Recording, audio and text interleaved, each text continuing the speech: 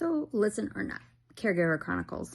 So yeah, mom was discharged and I managed to get her in with another physician at a different hospital system, another oncologist. And the reason why I wanted to have this conversation is because they offer a type of therapy that the other oncologist office does not offer, called Histotripsy.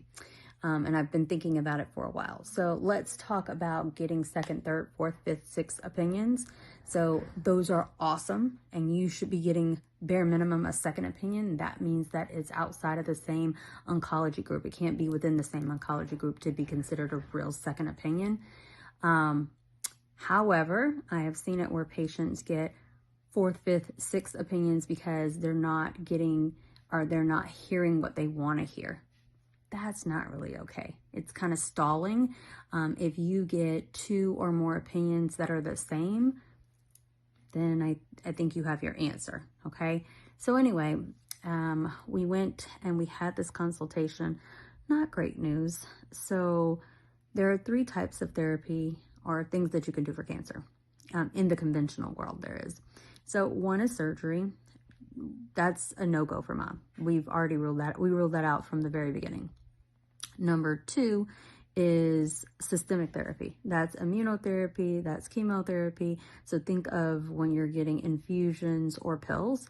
And then there's interventional radiology, so radiation type of treatments, right? So when we think of therapies, if you're doing it for the first time, it's first line.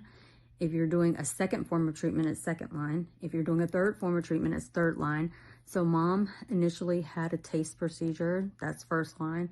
Then she did immunotherapy, that's second line. Then she did chemotherapy, that's third line. So anything she does now would be considered fourth line. So we had this consultation. Remember me talking about whether or not there was a different chemo that she could take because she didn't tolerate this one very well. Well, according to this doctor, and he put it really well, I completely understood.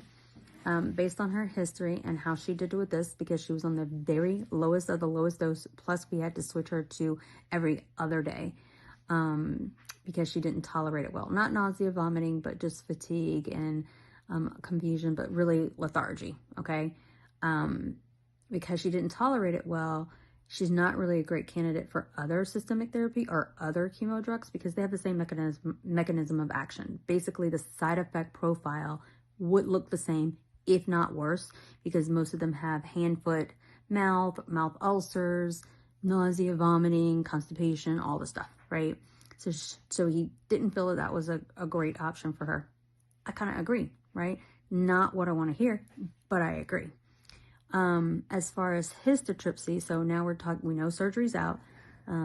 Systemic therapy, according to him, is out. Histotripsy is where they use sound waves to kill the tumors. Well, according to him, most of the time when you're doing any kind of radiology type of treatment, radiation and whatnot, they're looking, especially in the liver, they're looking for there to be not a lot of tumors. Mom has a lot. And it needs to be less than 3 centimeters. She has one that's 4.5 and she has one that's 6. So that's not ideal, right? So he doesn't think that she is a candidate, at least on her last scan. That was July the 21st. That's where we are.